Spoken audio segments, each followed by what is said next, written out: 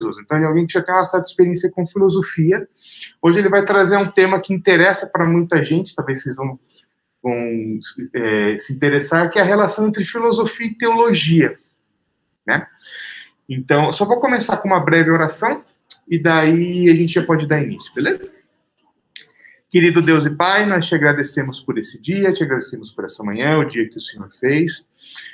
Que o Senhor capacite o Nixon, que o Senhor lhe dê sabedoria na aula, lhe dê sabedoria nas palavras, que o Senhor nos dê coração disposto para ouvir e entender, que essa aula seja feita para a tua honra e para a tua glória, e que nós possamos ter o discernimento dado pelo teu Espírito, Pai, para poder acompanhar tudo, para poder ter maior clareza de quando nós vamos estudar a tua palavra, Pai. Em nome de Jesus é que eu quero orar e agradecer. Amém. Amém. Bom dia, então, a todos e todas que estão presentes aqui, e o pessoal que está acompanhando online também. Aos poucos eu vou estar mudando um pouquinho para o híbrido, né? A gente sempre faz isso, a gente intercala. A gente fala um pouquinho aqui, eu vejo se tem alguma pergunta e retorno aqui também. Como o Bruno colocou, né? O Bruno é um grande amigo também de muitos anos. Sempre gostei muito de filosofia, dessa relação com a teologia, com a fé cristã, né? E entendo que a filosofia, para mim, é uma vocação. A vocação filosófica e a vocação também teológica, né? Eu sigo nessas duas. Tratando desses temas, a gente tem muita coisa para falar e a gente é limitado. A gente não consegue falar de tudo, né? Como disse uma certa pessoa, né? Temos uma inteligência humilhada. Não conseguimos, né, saber sobre tudo e precisamos pegar um ponto ou outro para conseguir desenvolver uma ideia, tá? Qual que será o nosso itinerário? O que a gente vai ver hoje, então, nessa aula, tá, gente? O cristianismo primitivo e a filosofia antiga. Tá? Aqui eu vou colocar a questão da teologia. Porque pensar em teologia, para essas pessoas aqui, não tem como pensar sem a filosofia. A teologia, ela surge num contexto filosófico. E aí eu vou mostrar para vocês como é que vai funcionar. Essa imagem muito linda é Paulo em Atenas, né, no Areópago, falando com gregos, falando com epicureus, com estoicos, né? E é muito interessante que Paulo viveu isso, o apóstolo Paulo, né? Então, gente, para começar, então, vamos seguir. O que a gente vai ver nessa aula? Nosso itinerário é o seguinte, vou trabalhar com vocês o contexto histórico-cultural. Eu acho que de extrema importância a gente saber o que estava acontecendo na época. Muita gente não vai por aí. Muita gente vai pela filosofia. Olá, pessoal que está chegando, tudo bom? E o problema é o seguinte, a gente cai no mar e não entende o que está acontecendo, não entende para onde ir, sem orientação. Se qualquer caminho vale, a gente não sabe para onde a gente vai, está perdido. Então, eu acredito que o contexto histórico-cultural é muito importante para isso. Em minhas aulas, eu priorizo bastante isso. Segunda parte, eu vou falar um pouquinho sobre as filosofias do Império Romano. Tá? Vou dar foco em duas delas, mas vou falar das 4 principais para vocês terem conhecimento. Aí a gente vai ver o que foi a filosofia antiga, que é uma coisa bem diferente da filosofia do que a gente faz hoje na academia, né? O que os filósofos, né? Talvez o ideal de filósofo para vocês seja um Cortella, seja um Pondé, né? São pessoas mais populares.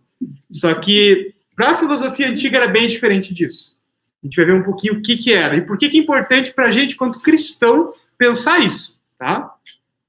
Aí eu vou apresentar o cristianismo primitivo, que também é um cristianismo totalmente diferente do nosso hoje, tá? E vou mostrar o porquê que é diferente. Vocês vão sair dessa aula sabendo isso. Fala, caramba, eu aprendi, agora eu consigo ler o Novo Testamento melhor do que antes.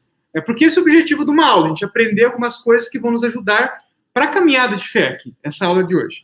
Alguns pontos de contato eu vou trabalhar também, porque não adianta nada eu falar assim, dar exemplo, né? Então eu vou usar exemplos bíblicos do apóstolo Paulo, alguns exemplos de filosofia presentes ali. Vocês vão até se impressionar com algumas coisas, outras talvez não. E por último, eu vou falar de um novo modo de pensar e viver. Que na verdade, o que é isso, gente? É a fé cristã, é o evangelho. É uma vida centrada no evangelho de Jesus Cristo. E é isso que a gente vive, tá? Gente, seguindo então, vamos lá. Para começar então, eu preparei imagens só. Imagens para a gente fazer um panorama rápido do que a gente viu, do que vocês já viram, o que vocês têm de conhecimento bíblico, tá? Vamos linkar isso aqui, vamos juntar para não ficarmos perdidos aqui na história. Os hebreus, o chamado de Abraão. Abraão é chamado para constituir um povo, ele sai da terra dele e segue adiante o chamado de Deus. Moisés recebe a lei de Deus. E aí nós temos o quê? Nós temos já uma mudança, um pouco mais de estrutura, do chamado que era pessoal e para um povo, já começa uma direção de uma lei, a lei divina.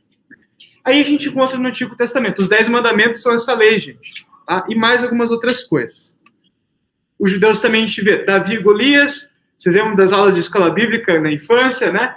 Davi derrotando Golias, o gigante, e ele se torna rei, né? A monarquia de Davi foi muito importante para o povo hebreu, ainda não judeu. Muito importante. A gente sempre tem que ter isso em mente. A gente teve lá o exílio na Babilônia. Eu estou trazendo esse panorama rápido, com imagens, por quê? Para vocês entenderem como que foi chegar em Jesus.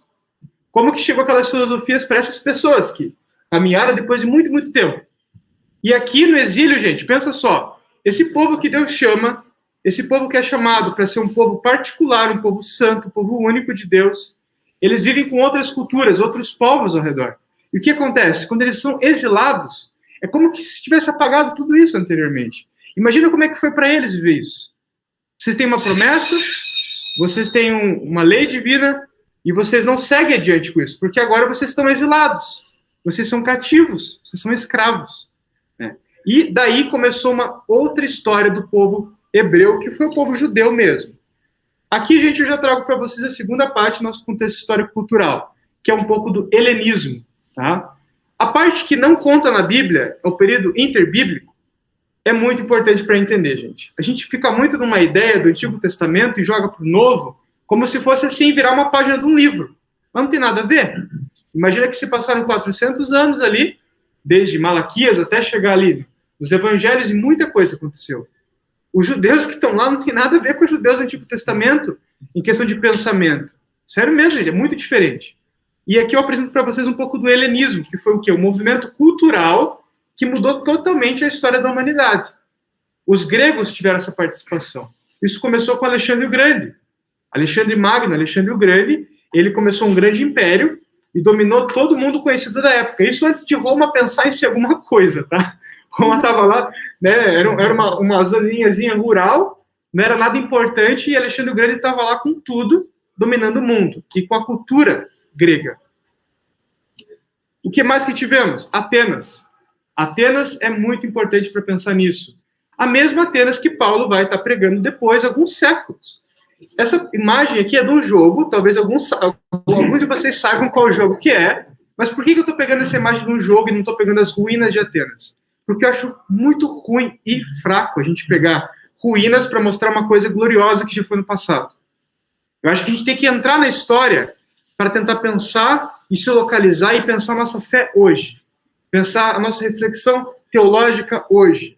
E é isso que eu quero mostrar para vocês. Então, se vocês pensam naqueles filósofos barbudos, né? Aqueles filósofos que ficavam falando tudo o tempo todo, imagina que era um lugar bonito assim.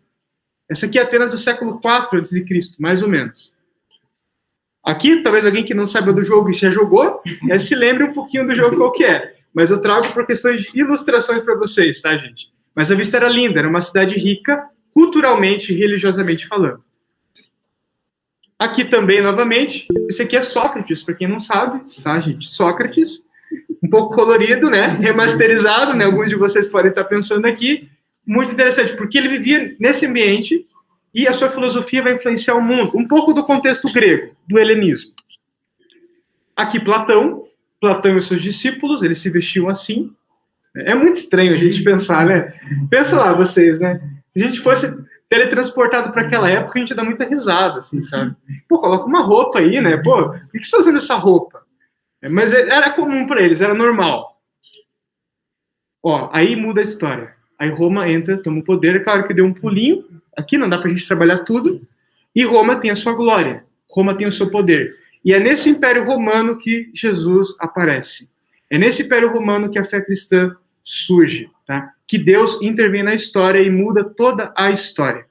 O Coliseu Romano, lindo da época, também já é uma época posterior, né? Aquela Grécia Antiga.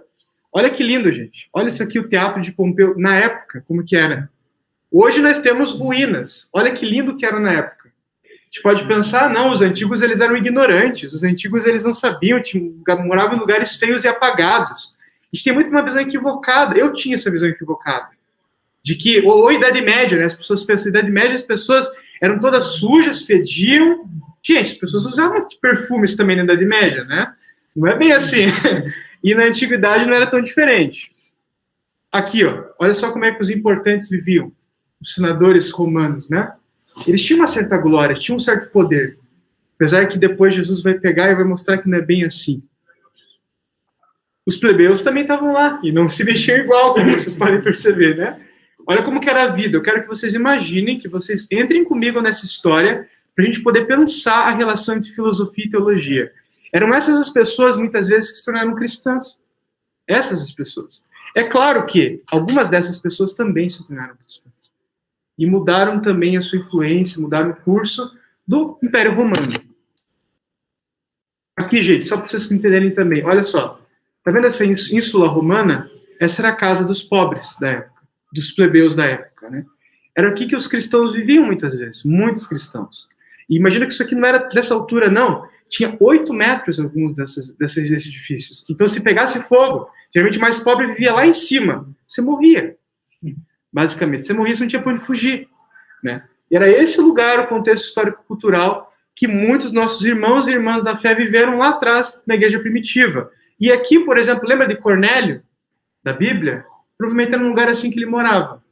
Era um lugar um pouco maior, um domus, onde você tinha uma família. Sabe aquelas passagens que dizem, ele e a sua casa creram? Isso significa isso, gente. Na sua casa você tem seus parentes, os seus primos, seus escravos, que eles tinham escravos naquela época, todo mundo cria. E era esse lugar que eles ouviam falar do evangelho. Pedro, quando é chamado para falar do evangelho para o centurião, foi num lugar assim. Só para vocês compreenderem e imaginarem o lugar.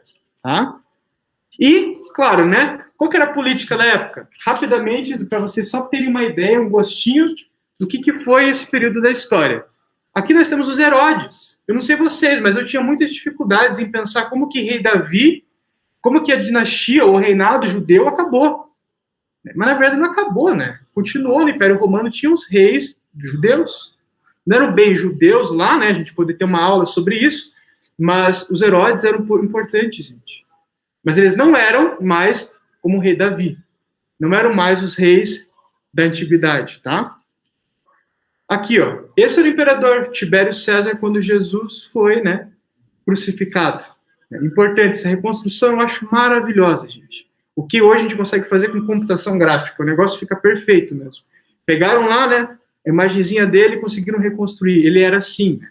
Mas surgiu o nosso Senhor. Jesus aparece na história e muda tudo. Um bebê, como um bebê qualquer, aparentemente, cresce, tem o seu ministério, sua vida, morte de cruz e ressuscita. Hoje nós lembramos do Pentecostes, né, o que veio depois. Mas, olha que coisa linda, gente. Esse é o contexto para vocês terem uma ideia. Aí a gente entra agora na parte da filosofia propriamente dita, né? Quero que vocês imaginem isso aqui. Então, se vocês tinham outras ideias, apaga, gente.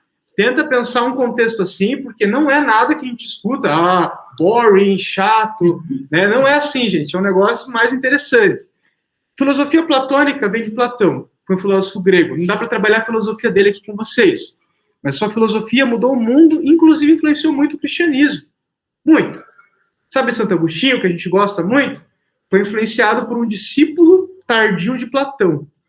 Né? Então, assim, tem sua importância ali. Aristóteles criou a filosofia aristotélica. Também muito importante para a gente. São Tomás de Aquino, grande teólogo e filósofo medieval, foi influenciado por ele. A gente tem agora duas filosofias que são meio apagadinhas na nossa memória. A gente não estuda muito, que é a filosofia estoica e a filosofia epicurista. Tá? E por que a gente não estuda? Porque não teve, aparentemente, uma resposta tão grande, uma influência no cristianismo. Mas é que a gente se engana um pouco. Paulo teve contato com eles. Paulo dialogou e defendeu a fé cristã em Jesus diante dessas pessoas. E como que foi para eles falar a língua desses filósofos, né? O que era esse ambiente? Vamos lá. Vou dar foco para vocês essas duas escolas filosóficas, então. Olha, eu não vou aprofundar, gente, não tem como. Vai ser uma aula introdutória, uma aula de apresentação para vocês. Mas olha só. Os estoicos buscavam viver a escolha fundamental. O que tem a ver com isso? Os estoicos, eles eram super moralistas, super éticos. Davam inveja a muitos de nossos irmãos e irmãs cristãs hoje. Muita inveja. Inveja no sentido ruim mesmo, né? Por quê? Porque eram pessoas que tinham uma vida reta. Uma vida assim, ó, respeitável na sociedade. Sabe? Eram os estoicos. Então, eles podiam até confundir. Olha, você é cristão? Não, eu sou um estoico, né? Porque tinha suas semelhanças ali. Só que a diferença era o quê? Eles não tinham uma fé num Deus pessoal, um Deus transcendente, um Deus que está com eles na história, um Deus que os salva da sua miséria, da sua condição humana. Tudo bem, pode ser chegar.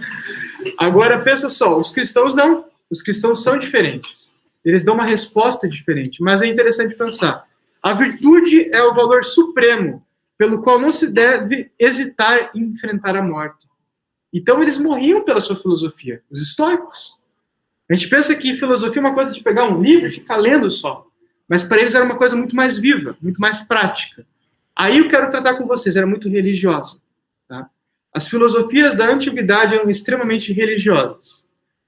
Sem brincadeira nenhuma. Vocês podem pensar aqui comigo. Se nós fôssemos transportados para aquela época, nós iríamos achar que tinham várias igrejinhas, assim. Várias igrejinhas diferentes, sabe? Umas pareciam lá o meio universal, umas pareceriam, né, mais outras, sei lá, posso colocar aqui para vocês, judaizantes, né? Seriam cada uma diferente da outra, mas pareceriam muito religiões e cultos.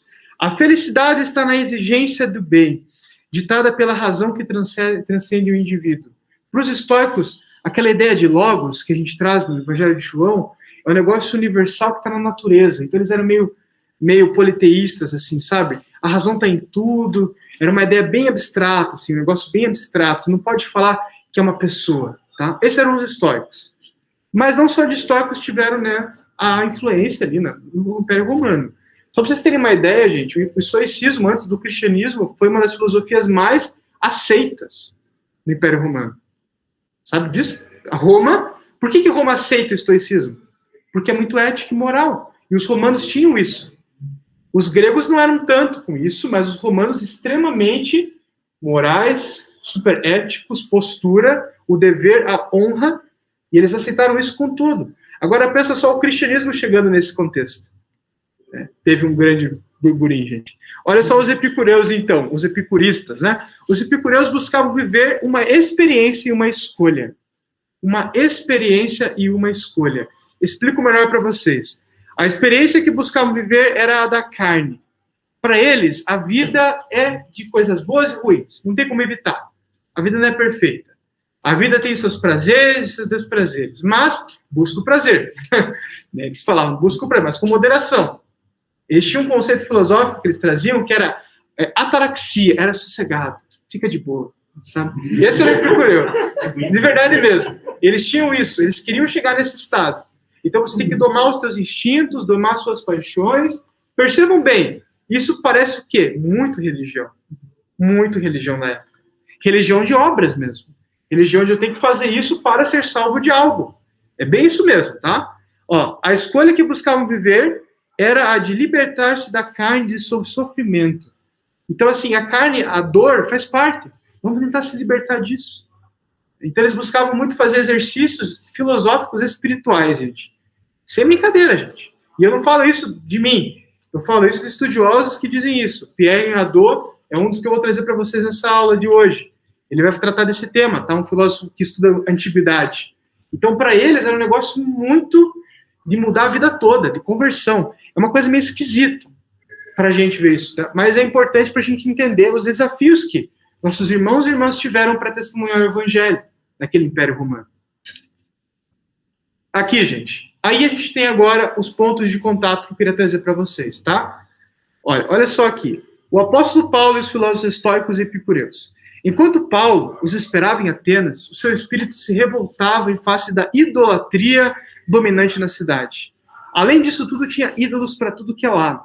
Para tudo que é lado. Sério mesmo, se você tivesse destreza, você batia um ídolo, sabe? Sem brincadeira, era muito ídolo.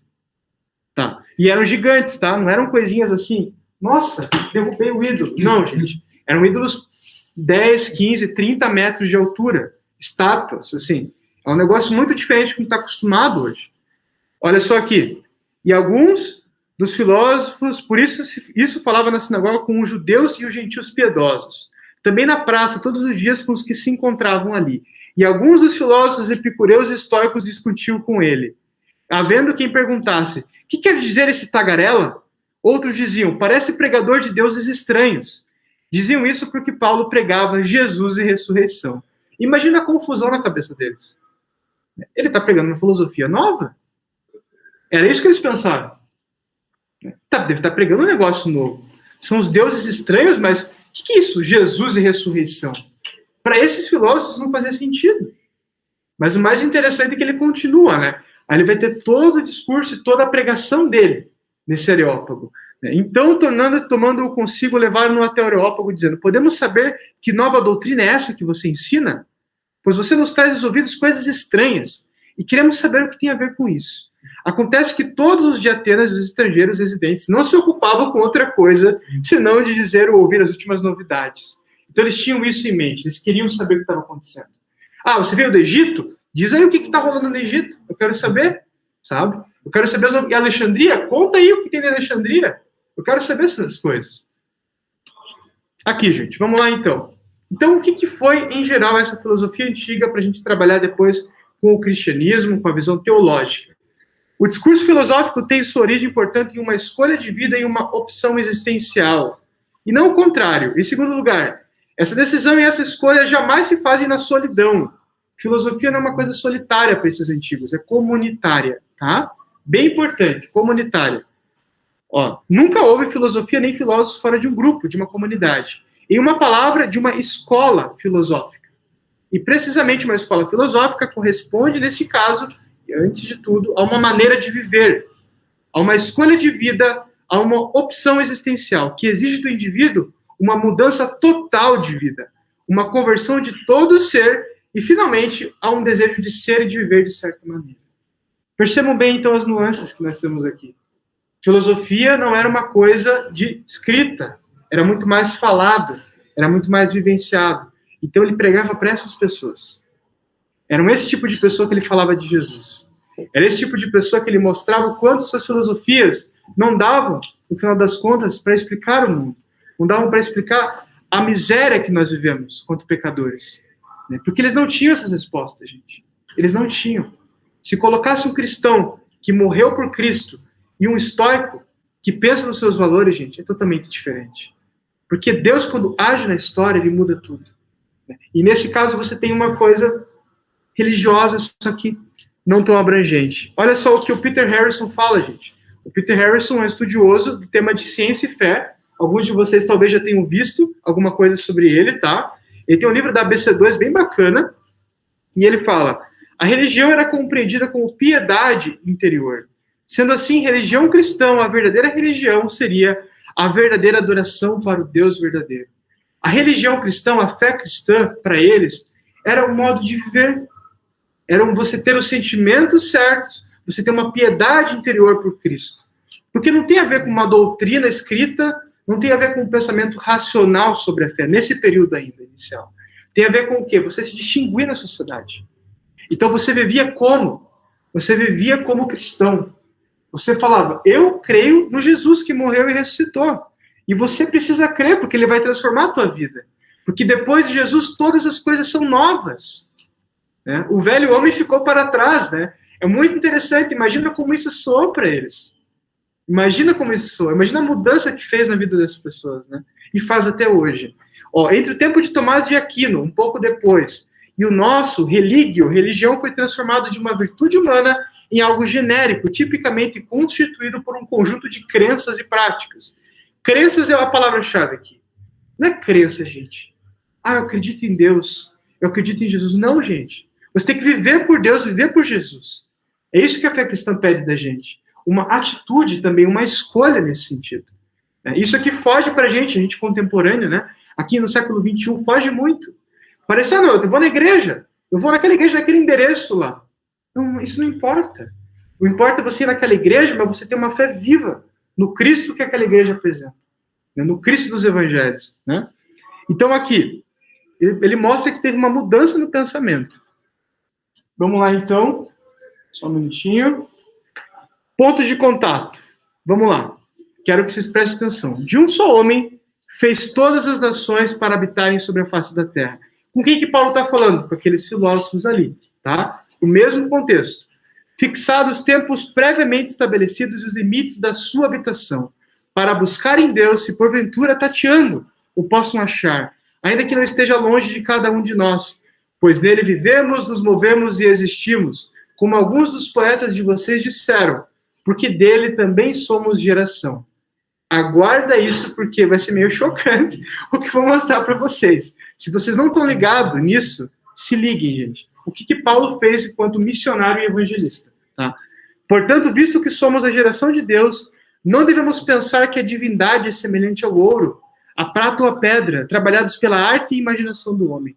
Deus não levou em conta os tempos de ignorância, mas agora ele ordena a todas as pessoas em todos os lugares que se arrependam. É uma escolha fundamental. É uma decisão pessoal que muda a vida. Porque Deus estabeleceu um dia que julgará o mundo com justiça, por meio de um homem que escolheu. E deu certeza disso a todos, ressuscitando-os dentre os mortos. Paulo não estava nem aí se eles não iam acreditar nisso. Paulo estava falando do que ele viu, viveu. Aquilo que ele experimentou com Cristo ressurreto, com Jesus ressuscitado. É isso que ele estava fazendo. Mas, olha só, gente, olha isso aqui. Esse aqui é o filósofo ou o poeta que Paulo está citando aqui, tá? Cleantes de Assos, foi um filósofo estoico. Inclusive, ele foi líder da escola estoica. Olha só como que era no original. Zeus Todo-Poderoso, autor da natureza, designado por muitos nomes, ave. A tua lei a todos governa, e a voz do mundo para ti se ergue. Pois de ti nascemos, e só nós, entre as coisas vivas que se movem na terra, fomos criados à imagem de Deus. Gente, Paulo teve essa cara de pau de usar a cultura para falar do evangelho. Sabiam disso? Vocês não sabiam disso? Gente, aconteceu. Aconteceu. É como se ele pegasse um corinho de samba, de carnaval, e falasse, tá vendo isso aqui? Ó, como vocês cantam? Isso aqui, na verdade, é outra coisa. Paulo fez isso. Paulo, enquanto missionário, enquanto evangelista, fez isso. Percebam bem, então, o contexto filosófico e como que um cristão se posicionou no contexto filosófico. Ele pegou os elementos e apresentou o Cristo. Apresentou a verdade no meio das mentiras. É isso que ele fez, gente. Olha só isso aqui. Esse aqui é um outro evento. Na Bíblia de vocês já leram. Talvez passou muito batido. Para mim, passou batido. Quando eu fui estudar filosofia, depois de descobrir essas coisas, eu falei, caramba, cara. Sério mesmo que aconteceu isso, né? Olha só, certa noite, Paulo teve uma visão em que o Senhor lhe disse, não tenha medo. Pelo contrário, fale e não fique calado. Porque eu estou com você e ninguém ousará lhe fazer mal, pois tenho muito povo nessa cidade. Assim, Paulo permaneceu em Corinto. Corinto era uma cidade hiperfilosófica, tá? Cheia de deuses também, como Atenas, supercultural. 1 ano e 6 meses, ensinando entre eles a palavra de Deus. Aí olha só, quando Galho era procônsul da Acaia, os judeus de comum acordo se levantaram contra Paulo e o levaram ao tribunal. Olha bem isso, né? O que rolou lá, né? Era uma discussão que Paulo teve com os judeus que não queriam ouvir ele pregar, falar do evangelho. Por que não queriam ouvir? Porque não queriam saber do Messias, Jesus Cristo. Queriam a sua fé daquele jeito, do judaísmo antigo. E eles queriam expulsar Paulo. O que eles vão chamar? O governador da área, né? Vão chamar os políticos para resolver alguma coisa. E quem que era esse político, gente? A gente sabe pelo texto bíblico de Atos 18 que era Galho. Mas Galho é um cara que era um João qualquer, uma Maria qualquer pra gente. Não faz sentido, né? Aí você pode se perguntar, pô, mas quem que é Galho? Quem foi Galho, né? Olha só que a gente tem de informação de imagem, de reconstrução. Nem um busto dele tem. Não tem nada. Tem uma estátua de Galho. A gente sabe que ele viveu em 5 a.C. até 65 depois de Cristo. E não temos nada além disso. Mas, o que nós temos? Nós sabemos quem foi o irmão de Galho. Não sei se vocês já ouviram falar de Sêneca. Sêneca foi um filósofo estoico, gente. Tá? Paulo estava falando por irmão de Sêneca, na Bíblia. Eu não sei vocês, mas eu já tive uma fé muito rasa. E, às vezes, uma fé muito só de... eu sinto que Deus é verdadeiro, né? E eu sinto que isso aqui é certo... Mas a gente não pensa que isso aconteceu na história de verdade. Não sei vocês, mas eu já tive isso. Tem alguns autores como N.T. Wright, um grande teólogo que me ajudou muito a sair dessa zona de conforto e ir para uma zona um pouco mais sólida numa fé viva, sabe? Que mostra que, na verdade, isso aconteceu, gente. Isso aconteceu na história. Figuras históricas estavam ali, Sabe? Sêneca, a gente sabe porque é muito estudado em filosofia antiga, foi um estoico também. Então, assim, ele foi um senador, foi advogado, foi um grande escritor, e o irmão dele estava lá julgando Paulo. Então, observem como as coisas não estavam longe. Para a gente está longe pra caramba, para eles não. Olha só então o que nós temos aqui, gente. Se filosofar é viver conforme a razão, os cristãos são filósofos, já que vivem conforme o Logos divino. Essa era a visão que eles tinham. Tá? Quem fala que não é um cristão, tá? Só quero mostrar isso para vocês. O Pierre Hadot, ele foi um estudioso de filosofia antiga, helenista, mas ele não era cristão. Mas ele mostra isso, ele mostra como que os cristãos pensavam essas filosofias. Então, eles se viam como filósofos. Eu mostro aqui, então, um panorama um pouco diferente, mostro um pouco da minha posição. Tá? Eu já vou falar um pouco no final o que eu penso sobre isso. Olha só o que o apóstolo João nos fala. No princípio era o Logos, e o Logos estava com Deus, e o Logos era Deus. Ele estava no princípio com Deus. Todas as coisas foram feitas por ele, e sem ele nada do que foi feito se fez. A vida estava nele, e a vida era a luz dos homens. A luz resplandece nas trevas, e as trevas não prevaleceram contra ela. O Verbo estava no mundo. Lembrem do Verbo? É o Logos, tá? E o mundo foi feito por meio dele, mas o mundo não o conheceu. Veio para o que era seu e os seus não receberam, os judeus, tá? Mas a todos quanto receberam, deu-lhes o poder de serem feitos filhos de Deus, a saber, os que creem no seu nome, os quais não nasceram do sangue, nem da vontade da carne, nem da vontade do homem, mas de Deus. E o Verbo se fez carne e habitou entre nós, cheio de graça e de verdade, e vimos a sua glória, glória como do unigênito do Pai. Gente, isso aqui é contato com a filosofia. Tá? É o contato que o Evangelho de João nos apresenta. O Logos, para os gregos, eu trabalhei com vocês muito isso aqui, era entendido como essa razão universal, como um princípio racional que governa o mundo, não a pessoa. O apóstolo João fez algo muito parecido com o que Paulo faz. Paulo pega um elemento daquela sociedade, filosofia, e fala do Evangelho. E isso a gente encontra aqui também. Então percebam bem, sabe esse Logos que vocês falam aí, tanto, que é importante conhecer, para mudar a vida de vocês? Ele habitou aqui, ó. Eu comi com ele, eu comi peixe e também vinha com ele. Sabia disso? Sabia que ele curou muitas pessoas, esse mesmo Logos? Ele se tornou pessoa real. E ele morreu. Morreu e ressuscitou. Então, só para vocês terem uma ideia, então, gente, do que foi isso para eles, tá? Portanto, irmãos, pelas misericórdias de Deus, peçam que ofereçam o seu corpo como sacrifício vivo, santo e agradável a Deus. Este é o culto racional de vocês. E não vivam conforme os padrões deste mundo, mas deixem que Deus os transforme pela renovação da mente, para que possam experimentar qual é a boa, agradável e perfeita vontade de Deus. O apóstolo Paulo falando isso para nós, gente. Pensa só agora, vocês, vamos lá. Desde o que a gente viu no início. Vocês imaginaram o contexto histórico-cultural, a gente viu como que eram as filosofias da época, vocês viram o que mais? Vocês viram como que era entendida a filosofia e a religião da época, né, o cristianismo primitivo, tá? O que veio depois, a teologia, vai se influenciar nisso, tá? E a filosofia da época. Mas olha isso aqui, gente. Isso aqui é um modo filosófico de ver para um cristão. Isso aqui, Romanos 12, 2. Tá? Que vocês estão vendo. É um modo de viver. E aí entra um pouco do que eu penso sobre a filosofia, né? Eu sou professor de filosofia, eu gosto muito de estudar filosofia, mas eu não consigo abraçar uma filosofia que não seja o evangelho como verdade absoluta. Eu não consigo. Por quê? Para mim é uma questão de fé. Vocês percebem aqui? Porque na sua origem é uma questão de fé. É uma questão de você abraçar isso. E hoje é assim também, gente. Acontece a mesma coisa, tá? Deixa eu só ver aqui.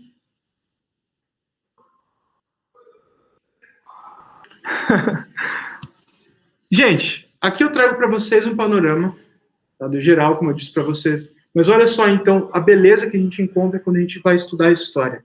Quando a gente vai entender a filosofia e a teologia.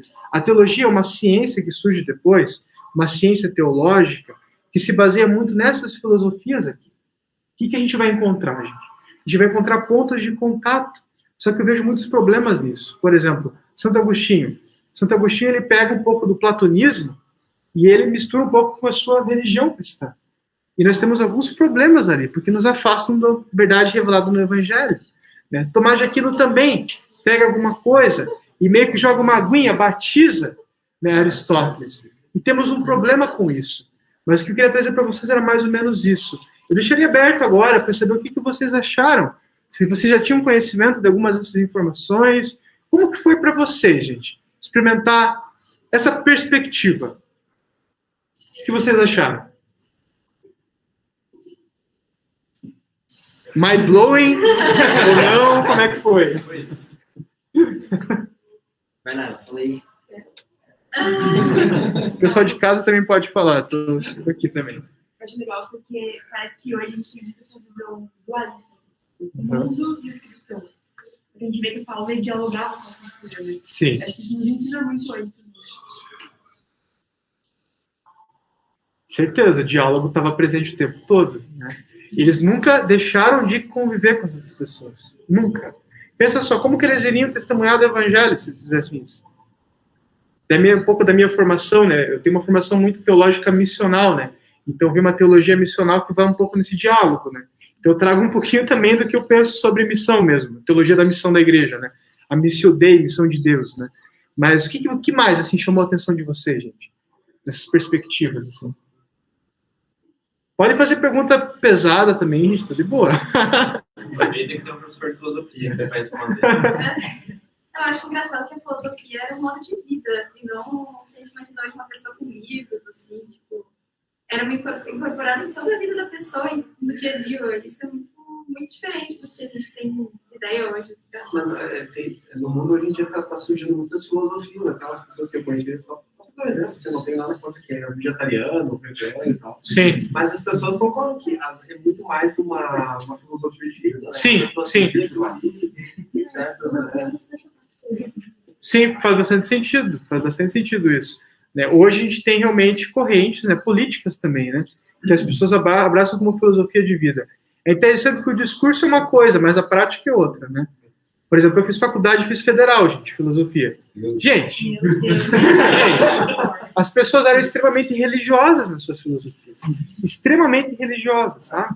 Elas jejuavam para suas filosofias, elas guardavam o dia sagrado para suas filosofias. Vocês percebem isso? Tinha os rituais semanais. Sexta-feira é dia de sair para o bar e conversar sobre aquilo. Percebem? Tem todos os rituais, os hábitos que trabalham aqui. E eu percebi isso, por exemplo, de ver professores que realmente acreditavam naquelas filosofias como verdade de vida. E aquilo me soou estranho, sabe? Eu olhei assim, é muito interessante as perspectivas. Eu acho que a gente tem que se abrir a riqueza que tem na diversidade de filosofias. Conhecer as filosofias, ver como isso influencia o mundo, nosso pensamento hoje. Né? Só que também não é a gente ir abraçando qualquer coisa. É legal que o Evangelho sempre deixa presente, né? Aquela coisa de você buscar negar a si mesmo, você buscar sempre, né, renovar a mente. Por que você tem que renovar a mente, como diz o texto de Romanos? Porque é muito fácil não renovar diante das filosofias que a gente encontra. É muito fácil. E isso a gente faz pelo Evangelho. Claro, Paulo? Uma coisa que você falou aí, eu achei bem legal, porque é algo que eu também estava pensando nisso esses dias, que a gente às vezes tem a consciência de que é importante estudar filosofia para entender a cultura da nossa época e tentar filtrar, né, e não ser influenciado sem perceber pelo espírito da época, né? Mas interessante você colocar aí também, às vezes a gente quer fazer um retorno ao passado ou preservar uma tradição antiga, né? Às vezes a teologia dos reformadores, a gente quer ser fiel a eles, ou a gente quer, né, voltar para a antiguidade, para os pais da igreja, patrística, tudo. Mas a gente tem que ter a consciência que essas teologias também, na sua época, foram influenciadas pela filosofia da época. E se a gente achar que, geralmente, que só por ser mais antigo é mais fiel à Bíblia, a gente vai absorver inconscientemente a filosofia lá daquela época. Então, não adianta simplesmente retroceder no passado. A gente tem que conhecer o desenvolvimento da filosofia, da teologia, para comparar com a Bíblia e saber identificar ali o que é exatamente a palavra de Deus, o que a palavra de Deus traz para nós. Muito bem pontuado. Muito bem pontuado, Paulo. É bem isso mesmo, né? A gente pensa, por exemplo, em Lutero e Calvino, né? Eles tiveram uma teologia bem diferente do que era feita antes, né? Porque antes tinha uma base muito filosófica e pouco bíblica. Então, esse é o diferencial dos reformadores, que é maravilhoso. O que Lutero falava? Né? Volte para as Escrituras, volte para a Bíblia. Né? Ele meio que deixava um pouquinho de lado a filosofia, Lutero. Tá? Deixava um pouco, porque as Escrituras mostram a filosofia cristã nesse sentido. Então, isso é importante, mostram isso. Né? Agora, você vai encontrar realmente, mas você vai encontrar sempre uma coisa: nós estamos presos na história, no tempo que vivemos. Isso é fato. Nós vivemos um tempo histórico e temos influências. Mas temos também o Espírito Santo, lembrando, Pentecoste, gente. Temos uma vida comunitária igreja. Isso é importante, né? Então, assim, a gente vai errar, a gente vai falhar, a gente vai tentar misturar coisa errada, isso vai acontecer. Mas sempre tem perdão, tem sempre o mesmo Cristo para se voltar e se arrepender dos nossos pecados. Né? Não, eu ia até comentar, por exemplo, Lutero já não gostava muito de filosofia, mas não. Calvino, o primeiro registro acadêmico dele é um comentário sobre Sêneca. Sobre Sêneca, sobre os textos da Clemência sobre Sêneca. Outro fato curioso, Sêneca foi o tutor durante toda a infância e adolescência do imperador Nero. Nero, sim. Que depois viria a perseguir os cristãos. Sim. Eu tenho mais um comentário e outra uma pergunta. Por mais que a gente fale dos epicureus, dos históricos, é interessante que, enquanto sistemas de pensamento e sistemas de vida, eles ainda existem hoje. Sim. Né, não só academicamente, mas como opções de vida. Sim. Né, eu tive muito colega de faculdade que era epicurista. Né, a vida, o que importa é sentir prazer. Sim. Muito influencer do Instagram é epicurista. Né? Sim, sem dúvida. Sem dúvida. Eu vou falar, tipo assim, tem um exagero que os epicureus comentou. Eles era aquela coisa assim da temperança, entendeu? Não era só aí, tipo. Não era. Vida assim, não é hedonista, tipo assim, de. Isso. É diferente do epicurista e hedonista, né? Hedonista é prazer puro. Isso mesmo. Tem essa diferença. Como tem alguns históricos hoje, né? Tem algumas pessoas que defendem, alguns coaches aí, que defendem uma filosofia que é um estoicismo requentado. Sim. Né? Então, isso eu acho interessante, que no fundo, tem aquela história, que as heresias elas só revisitam. Sim, elas aparecem em volta de formas diferentes. É mais nesse sentido. E a outra, vocês estão muito da filosofia antiga. Mas a gente sabe que hoje a coisa caminhou de um outro jeito, depois daquela virada de Tomás de Aquino. Quando você pega, por exemplo, formas filosóficas sobre filosofia analítica, que é uma filosofia mais... Eu me sinto lendo um tratado de química. Sim. Fazendo um tratado de filosofia, você tem que ler um texto, é muito árido, é muito seco, é muita discussão de lógica. Né? Como ficaria nesse sentido? Você acha que se encaixaria? A filosofia cristã? Posso fazer uma pergunta? Pode. Eu acho que dá. Claro. Porque eu também não tenho conhecimento, sei muito pouco, mas tem a perspectiva da complexidade, né? Mas eu queria entender alguma coisa assim, porque tem algumas pessoas que discutem religião e a questão científica e trazem muitos conceitos que são semelhantes a pessoas que falam sobre a complexidade. Então, quando fala da teia, quando fala que se depara com o oceano de dúvidas, né? Está na ilha de certeza e se depara com o oceano de dúvidas, remete a alguns conceitos que também são da complexidade e é algo mais contemporâneo, né? Então, existe a relação com essa perspectiva, com o que a gente vive hoje, né? Né, de uma forma geral, tanto na vida cristã como na vida, no pensamento da vida mesmo. E acho que as duas perguntas realmente se relacionam, né? A complexidade mesmo e como está hoje, né? Vamos fazer então para hoje, só para dar parecer para vocês, né? A filosofia ela continuou e a teologia também. A teologia e o viver cristão continuaram. Se perdeu muito dessa questão de vivencial, pelo menos era só vivencial. Tá? Antes era só um modo de vida, a filosofia antiga. Do conteúdo do Novo Testamento, tá? Depois mudou. Principalmente depois da Reforma Protestante, o negócio começou a ficar muito mais credo, ficou crença, sabe? Eu creio nisso, né? E racionalmente está aqui escrito que eu creio, né? Porque teve suas razões históricas, também, os motivos, né? Não foi uma coisa à toa.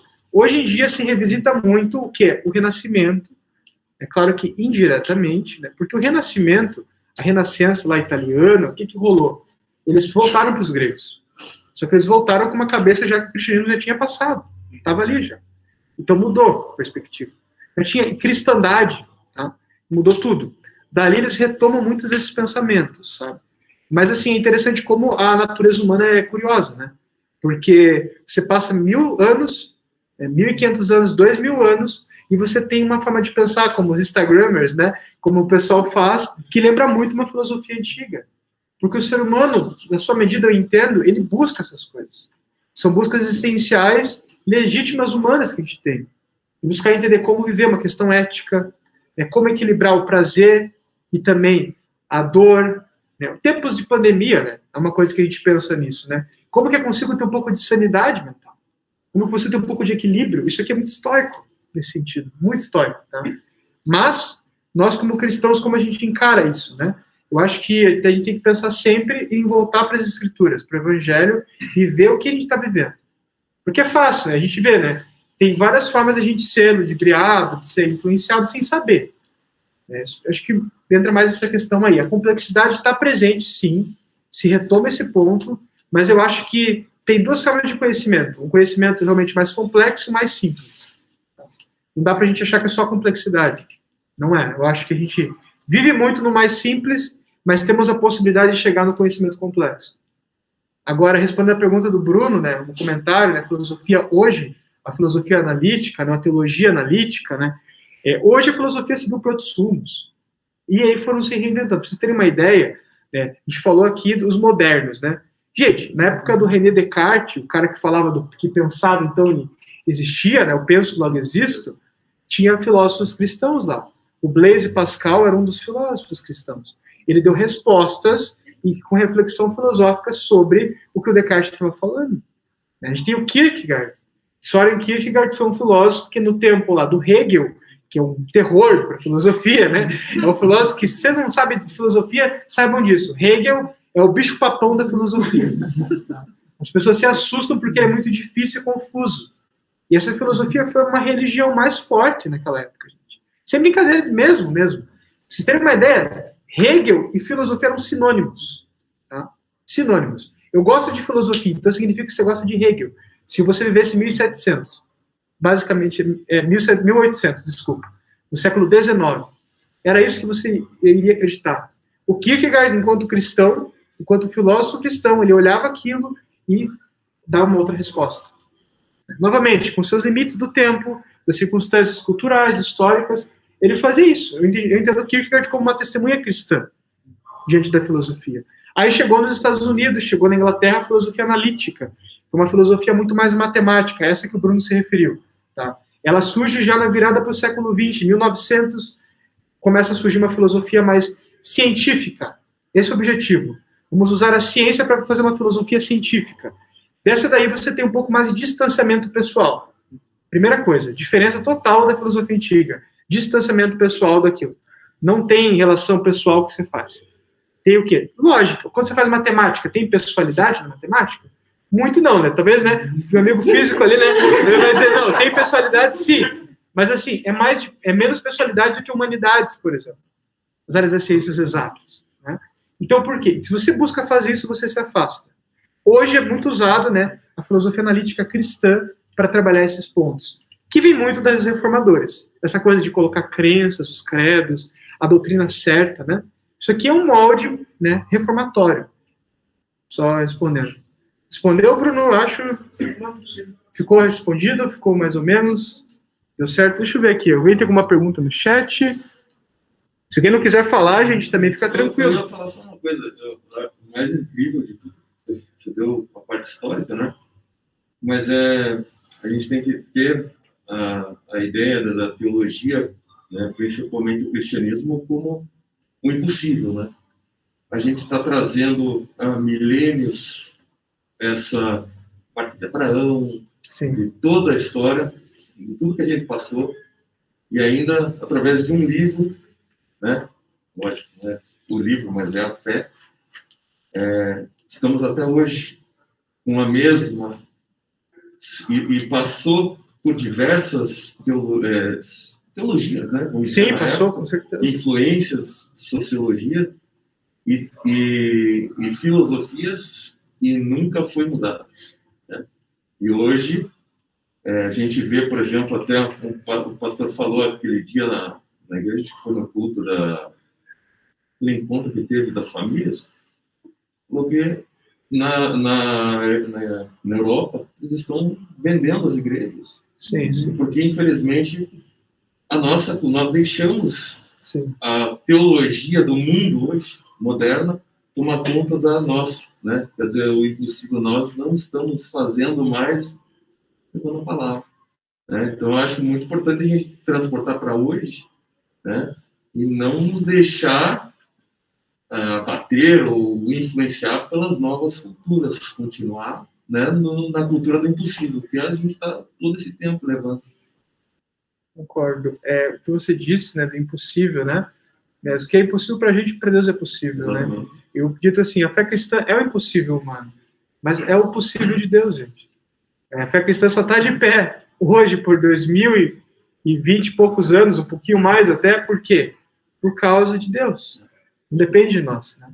Eu até penso assim, Deus usou todas as formas mais fantásticas do impossível para falar da palavra. Inclusive, ele pegou Jesus pegou as pessoas mais cruas e, vamos dizer, os mais brutos e lapidou-os, né? Sim. Para transformar a palavra. Podia ter pego os poetas, Sim, ele podia. Ele pegou alguns, né? Ele pegou alguns, né? O Paulo mesmo, né? Era experimentado nessas filosofias, ele conhecia, né? A gente falou muito levemente aqui, sabe, gente? Mas assim, só para vocês compreenderem, a visão bíblica que vocês têm depois do homem interior, que Paulo fala, né? Ele usa muito uma categoria filosófica ali, sabe? Então ele dá uma interpretação dele, claro, né? Inspirado pelo Espírito Santo daquilo. É muito legal como Paulo faz. Aquilo, quem vai estudar teologia e quer se aprofundar em Novo Testamento, tem bastante coisa para estudar. Mas assim, várias daquelas coisas que a gente vai ler batido, né? Tem todo um contexto ali, tem toda uma história, né? Mas o que você falou, né, da Europa, né, as igrejas sendo vendidas, né? Deus é fiel à sua palavra, à sua promessa. E se tem igrejas vendidas na Europa, na África tem várias igrejas surgindo, na Ásia também, né? Eu acredito que Deus, ele é o Deus da história, ele age na história e age com o povo, né? Que não parou de agir, não deixou de agir. Bruno, quer falar alguma coisa? Não, isso é interessante, a gente não tem como prever como é que o Espírito Santo age, né? Ele só age como ele quer. Mas é interessante você observar que houve uma mudança. O cristianismo, ele tem a característica que não é a religião de um local. Não é. Né? Tipo, o islamismo que tem Meca, cidade sagrada, o hinduísmo que tem o Rio Ganges, tem que ir lá tomar banho uma vez na vida, né? Ele não tem um local fixo, então ele mudou. Então, ele como surgiu em Jerusalém, na Palestina. Depois ele migrou para a Europa. Né? Foi para a Europa. Da Europa ele foi para os Estados Unidos, que é o grande celeiro missionário do mundo. Foi.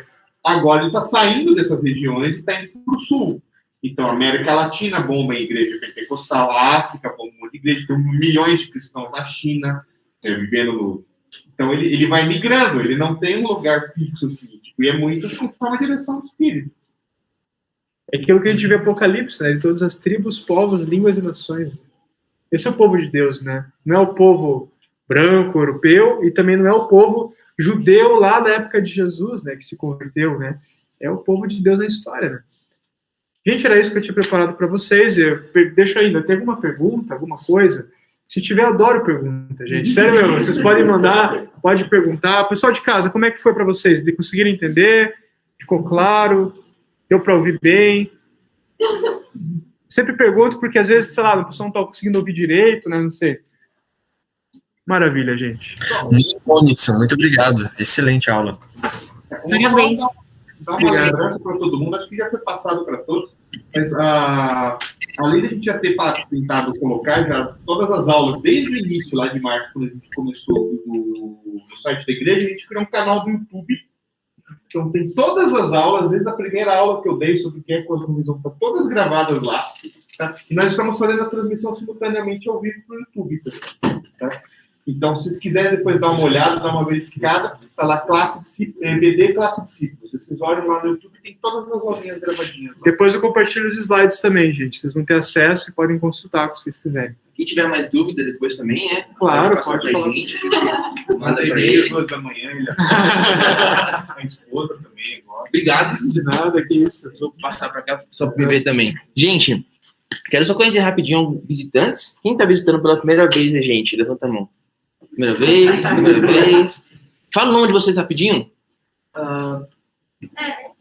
Eu sou Raul, eu sou do jogo. Legal. Seu nome? É. Não, o dela aqui. Calma. Eu sou a esposa dele, mas eu Esposa. aqui para Legal, bem-vinda. Seu? Meu nome é Jonatas. Jonatas, bem-vindo. Gabriela? Karine, né? E o senhor? Ricardo. Beleza. Alguém online aí pela primeira vez? Todo mundo é você, daí chega em O tempo passa e vê. Eu acho que online também não. cabelo, É que a máscara não deixa, só viu o cabelo, entendeu? Mas, gente, obrigado por estar aqui com a gente. passou o tempo nosso. A gente tem todos os domingos aqui a Escola de Discípulos, às 10 da manhã, todo mundo convidado, como o Bruno falou, online também, presencialmente, então todos podem vir e participar com a gente. E a gente tem também, sextas-feiras, programação da Central, online, quem quiser participar, compartilha. E aos sábados a gente tem também um curso da gente às 7h30, e esse mês às 7 horas, tá bom? E agora às 11 nós temos o culto no templo ali, todo mundo que quiser participar, é só seguir o fluxo aqui, a gente tem um culto lá, tá bom? Então, só para finalizar, só meia hora pra gente. Bora sim. Pai querido, Pai de amor, a gente te agradece por essa manhã, te agradece pela tua igreja reunida mais uma vez. E muito obrigado, Deus, porque o Senhor nos dá capacidade de entendermos, Deus, o nosso tempo, de entendermos o pensamento, Deus, através das tuas escrituras e através da história também, Deus. Muito obrigado, o Senhor se revelou na história e isso preenche o nosso coração, isso fundamenta também a nossa fé, isso nos ajuda a caminharmos hoje. Ser conosco, recebe o culto que nós vamos te prestar hoje, durante todo o dia. Recebe a nossa vida em louvor e adoração ao teu nome. É isso que nós oramos e agradecemos no nome de Jesus. Amém. Amém. O Senhor.